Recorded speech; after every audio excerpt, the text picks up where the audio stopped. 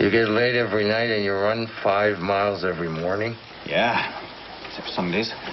And my girlfriend and I stay in bed and, fool around. Durkin. This is disgusting.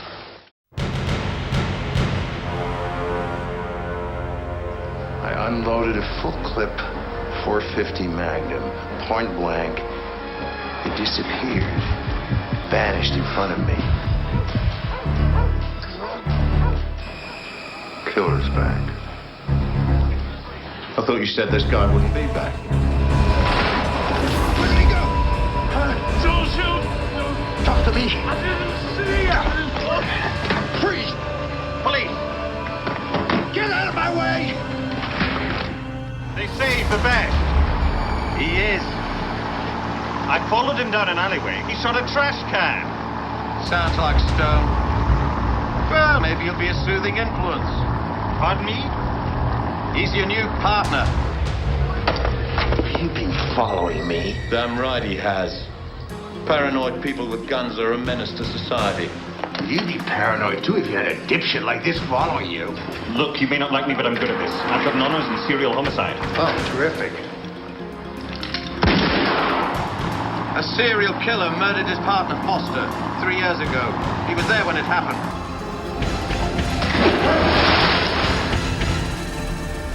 Foster? Had an affair with Foster's wife. Left her, hit the booze, went over the edge. Now he lives on anxiety, coffee and chocolate. If you ask me, he's nuts. That's what the doctors say. He shows up every month on the night of the new moon. He kills before midnight, in different locations. Then he disappears. We don't have a motive, we don't have a pattern. The only thing we know for sure is that he's not a vegetarian. You can't even find the bastard, let alone shoot him. I can find him. Look, if you know so much about this fella, how come we've got a corpse with a heart ripped out? What happened? He's out here somewhere. How do you know? I'm telling you, he's watching. The last victim's heart, he didn't get it. That means it's gonna come back. If I were a religious human being and not the reasoning person I think I am, I wouldn't say this thing thinks it's Satan. I'd say it is Satan. Well, Satan is a deep shit.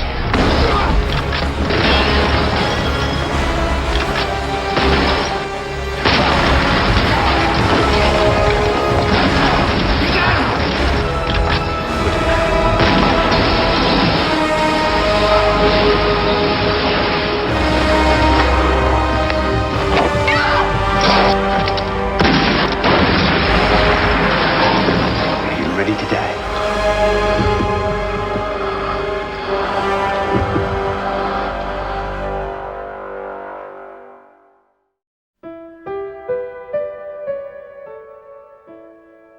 May 1st, 1992, Split Second hit the big screen in the USA. It received a relatively large distribution for an Action B movie, with 1,200 theatrical prints. A month later, it arrived in the UK. Despite a really good theatrical trailer and exciting ad campaign, Split Second underperformed at the US box office due to the fact that it opened during the weekend of the LA riots, but also it didn't receive many kind reviews. In total, it made just $5 million. Most pointed out its stupid and weak monster. Many critics felt it had a dull script and looked very cheap.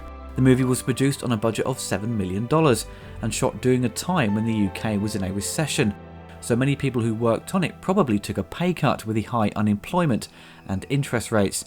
With its failure in the United States, it's unconfirmed how much it made in other territories, but it was deemed a failure worldwide. When it hit VHS, it did pretty well, making the #1 spot in the UK. The movie hasn't really been given a strong distribution over the years. It did make it to Laserdisc only in pan and scan, and this transfer was used for the DVD release a few years later by HBO. In Hong Kong, it did get a widescreen release for Laserdisc, but that version is very rare. Thankfully, last year it did turn up on Blu-ray in Germany and the UK. The German release has the extended Japanese cut attached as an extra, and apparently a Dolby 5.1 surround sound mix, which I can confirm is a bit of a lie. They have basically taken the stereo mix and spread it across the channels. It doesn't sound right at all playing it back on a home cinema setup.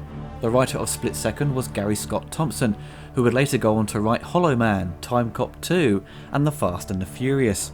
He had written the script in 1988 with the title Pentacle.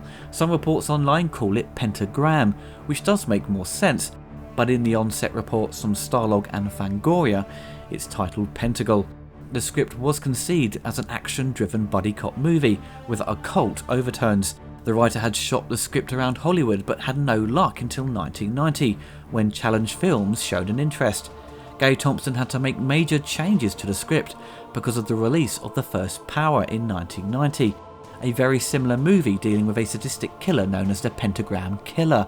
It's based in LA and he kills his innocent victims as a sacrifice to Satan, and he engraves a pentagram symbol on their flesh before he kills them. The First Power was a successful movie, but also received negative reviews. Gary was annoyed by this other movie and quickly had to change a lot: the location, the villain, and threw in the idea of global warming. Once Rutger Hauer got involved in the production, it was the turning point for Challenge Films. Things started to gain momentum, but Rutger had a short time frame for his availability, so that gave them a limited pre-production of only 21 days. Filming took place on the 17th of June to the 9th of August of 1991, shot just under 2 months. The film was mostly shot on flooded locations at the Hartley Jam factory on London's Tower Bridge Road. For many of the shots with Harley Stone or Dick Durkin driving around London, they used the business district. After 6 PM this area is dead.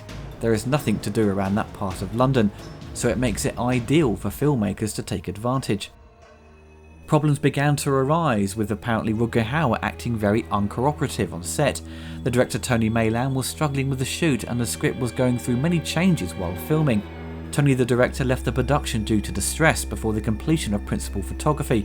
Everybody on the production was forced to chip in and help before a replacement was brought in, which was Ian Sharp, to finish the finale at the underground station and a few additional sequences. Ian was a skilled second unit and feature film director. He provided second unit work on Who Framed Roger Rabbit and GoldenEye. The underground set is probably the most expensive part of the movie. They had to build it up from scratch. You can't physically flood a real station. It would cause endless amounts of problems. The creature effects designer and FX supervisor of the production was Stephen Norrington.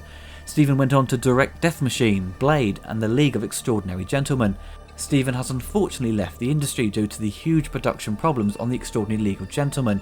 The original design for the monster was more demonic, but the writer Thompson left open the possibility that it could be a psychotic man or someone possessed by the devil. The performer in the suit was the tall acrobat Stuart Harvey Wilson, who appeared as Pumpkinhead in Return to Oz. Now for the movie's cast, we have the famous Dutch actor Rutger Hauer playing Harley Stone. His character is homicidal and paranoid due to the death of his best friend and partner, Foster. Stone is being hunted down by an unknown man who Stone believed killed his partner. He has been suspended due to his careless actions, but he is now back on the case because the killer is back in town. Kim Cattrall plays Michelle, Stone's ex-girlfriend, and was originally with Foster before his death. Kim Cattrall still has her hairdo from Star Trek VI: The Undiscovered Country, with her rocking no sideburns. This indicates that the shooting of Split Second happened shortly after the completion of Star Trek VI. Scottish actor Neil Duncan, credited as Alistair Duncan later on in his career, plays Harley Stone's new partner, Dick Durkin. Durkin could possibly be the most ridiculous surname for a character in a movie I've ever heard. It always makes me laugh when he or someone else mentions his name. Neil went on to have great success in the States. Before Split Second, he was well known for his performance in the hit TV show Taggart. After the movie, he starred in tons of American TV shows and went into voiceover work, providing his talents on loads of video games such as Mass Effect, Final Fantasy XIV, and Shadow of Mordor, just to name a few. Michael J. Pollard plays the rat catcher. In the opening credits, they give him a large credit just for a very minor role. It seems like they were pushing the idea they have this huge star. Michael only did the movie for the money and for the chance to be put up in the Savoy Hotel. He was only needed on set for 10 days. Alan Armstrong plays Thrasher, the head of the police department. He respects Stone but gets constantly annoyed by his antics and lack of professionalism. Alan has had a very successful career, starring in Braveheart, The Mummy Returns and Sleepy Hollow, and is still working constantly today. The late Pete Postlethwaite plays Poulsen, who was also good friends with Foster and blames Stone for his death. He doesn't trust Stone and thinks he's a menace to society. We have the late Tony Steedman, who plays Pat O'Donnell, the administrator of the Guns and Ammo Department. If you want some big guns, you've got to speak to him first. And finally we have the late Ian Dury as JJ. He plays a barman in the movie. He also played a business owner in Judge Dredd and Crow 2 a few years later, so he seems to be cast for similar roles in these dystopian future-like worlds. With the film's story, it's set in the future of 2008. Oh my god, it's already happened! The rising rivers and torrential rain caused by global warming has flooded large areas of London. A cynical and homicidal detective, Harley Stone, is hunting down the killer of his partner, Foster. Murders are on the increase in the city, and with the victims having their hearts ripped out, Harley is back on the case and has been assigned a new partner by the name of Dick Durkin. Harley is not interested in having a new partner and does his best to ignore and make fun of him. There has been reports of another murder. As Stone and Durkin visit the scene, they come across satanic symbols linked with this Scorpio lunar cycle, which confuses everyone. Harley Stone's old girlfriend Michelle has returned to London for a short while to pay respects to Foster and catch up with Harley. As she makes herself at home at his apartment, he goes to meet Durkin for breakfast and discusses some ideas about the symbols from the crime scene. Durkin thinks it's more than just a crazed killer, but something more supernatural. As Michelle takes a shower, the monster is close by and making its way up to Stone's apartment. Stone and Durkin get back in time to hear someone screaming. They charge up to his flat and find Michelle is safe, but the monster has taken another victim. Stone gets delivered the remains of a half-eaten heart to his office at the station. The sample is tested and found to have multiple DNA strands. Whoever the monster bites, it absorbs the DNA of its victims and even contains Stone's own DNA, which may indicate why he can sense the monster when it's nearby. A number of scenes were deleted from all VHS, Laserdisc and DVD releases outside of Japan. I'm not sure if the scenes were intact for its theatrical release, but in Japan when it arrived on VHS very late around 2000, about 6 minutes of footage was restored. There is an additional death scene as the monster gets closer to Stone and Durkin, but we actually get to see Durkin's girlfriend, who he talks about in the regular release, but she's never seen on screen despite having a credit. She is called Robin and played by Roberta Eaton. Durkin returns to his flat with Stone, and Robin is annoyed he hasn't been home for 2 days, and she believes he is cheating on her. He reassures her he hasn't and has been working with his new partner. I can see why it was deleted. It doesn't further the plot and just seems a bit random why they decided to have this scene in, but removing the death scene was a bit unnecessary. If you want to get hold of this cut, you will need to hunt down the Japanese VHS or the German Blu-ray release, which has it included as extra material.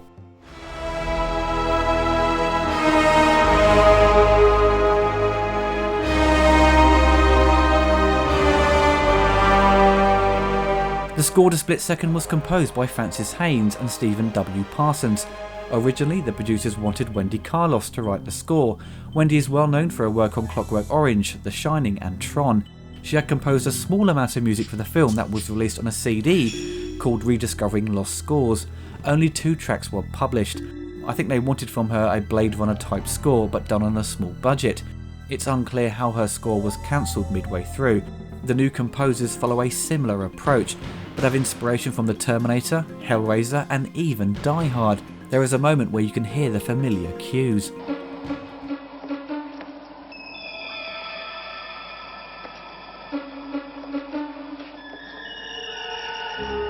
One of the executive producers owned the rights to the classic Moody Blues song Nights in White Satin, which is why it randomly turns up on the soundtrack, and it's covered by Clint Blunstone. The score is available in digital form and you can download it from Amazon, but it's only available on the USA site. So if you live outside the States and want to get hold of it, get one of your friends stateside to buy it for you. The soundtrack includes sound effects in the mix, a bit like the Flash Gordon and Blade Runner releases, but the majority of the music is just the score by itself, so don't worry, it's not a cheap copy and paste of the audio from the film, and the sound quality is very good.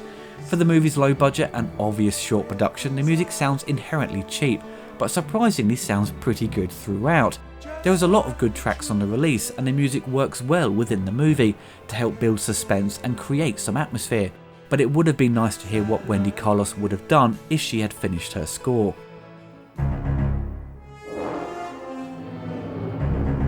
Split Second is no masterpiece or going to win any awards. It's a fun British B-movie, which you don't see that often from the British film industry when it comes to dealing with sci-fi and horror. It's a film that I didn't grow up on. I only knew about it through a close friend a few years back. He sent me the trailer and asked my opinion on it, and I said it looked amazing, so I hunted down the Laserdisc and thoroughly enjoyed it. On first viewing I thought it was pretty good, but on the second time I thought it got better. I don't know why that is, it's one of those rare instances it gets better with repeated viewing. It has a number of problems with its script and production, but despite its obvious issues, it's bloody entertaining. Rutger Hauer clearly doesn't give a shit about the movie and his performance. He is very much dialing it in, but he's still fun to watch because he is such a great actor. Even with no effort, he still does a better job than most. What you will find confusing about the movie is its backstory, with Stone's connection to the monster.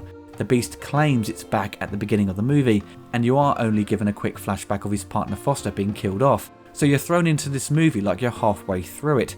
It attempts to set up the story with a quick bit of prologue and voiceover reports of the news in regards to the flooding, but any clues as to how the monster came about is never revealed. Durkin, who spots the connection to the star sign Scorpio, and he notes the monster only kills when it's a full moon.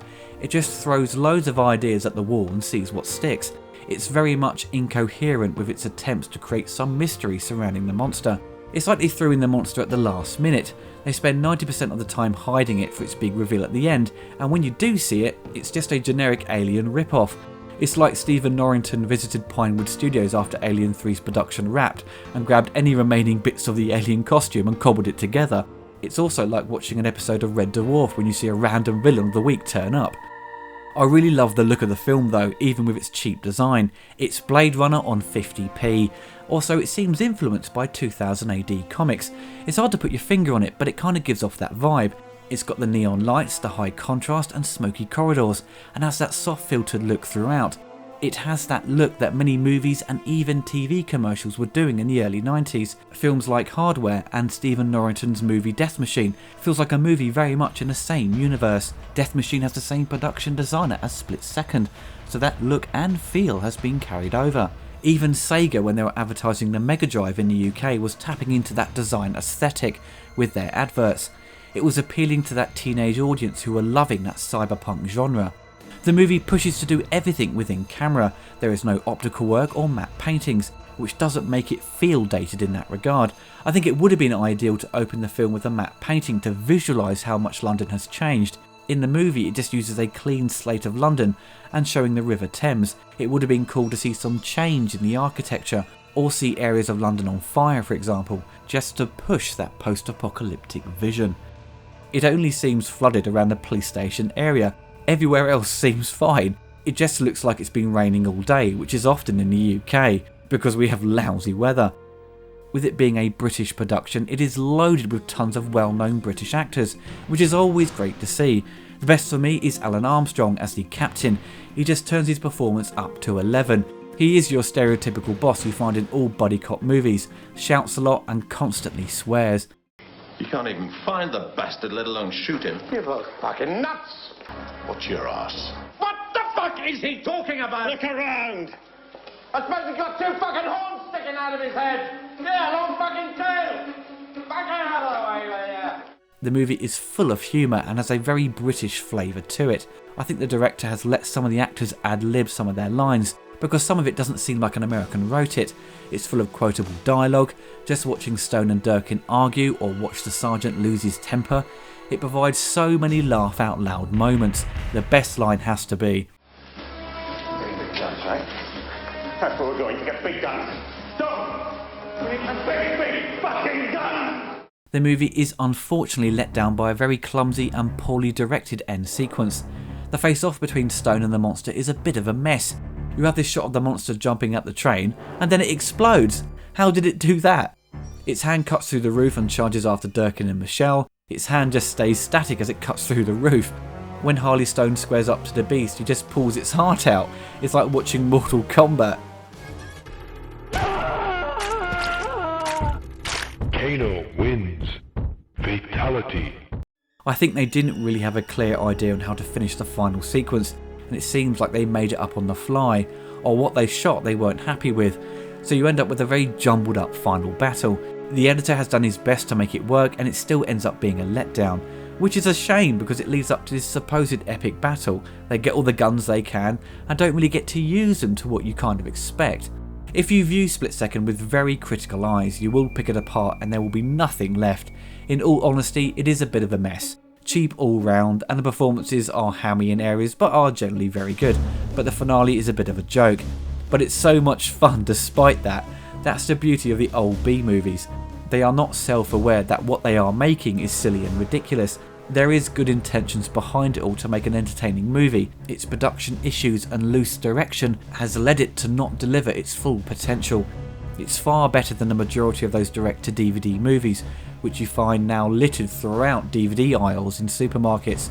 If you are at all interested in seeing this movie, some people have uploaded the old DVD version to YouTube. If you want it in widescreen and in high definition, you can easily get it on Blu-ray now. The German release, which I have, I believe has now sold out, so hunt down a copy on eBay. These Blu-rays are locked to Region B, so you'll have to get a multi-region player to watch them if you live outside Europe. I want to see more sci-fi monster movies from the British film industry, instead of endless amounts of gangster or drug related features that pop up every year. If someone said to me, hey, do you want to get involved with a monster film that's set in a Blade Runner like world but done on the cheap? Good lord, yes. Be a right laugh. How could you turn down a chance like that? So if you are a filmmaker planning another gangster movie, stop right now and bin that script. Sci-fi and monsters is what I want and what we need. I say give Split Second a go. Don't let its sloppy ending and messy script put you off. It's a bloody good laugh and it's classic B-movie garbage at its best.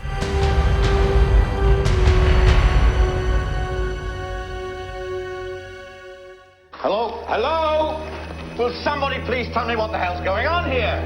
Scorpio is a sign most susceptible to the powers of darkness. To Scorpio, the idea of being joined with a supernatural being is of the utmost importance. And the most powerful supernatural being, Satan. What are you on about?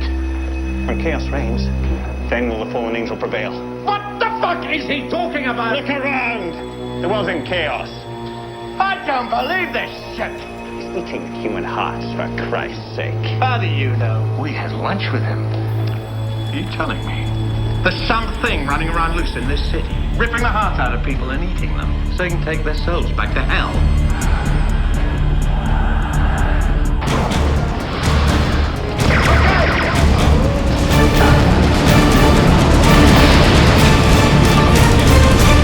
Hallelujah. You're both fucking nuts! If you enjoyed the video, you can find more on my YouTube channel, and also you can follow me on Twitter. If you want to help support the channel, you can donate through Patreon and receive monthly perks such as updates on the latest news on my channel, early access to reviews and commentaries before they go live on YouTube. Even the smallest donation can help keep this channel going. Thank you.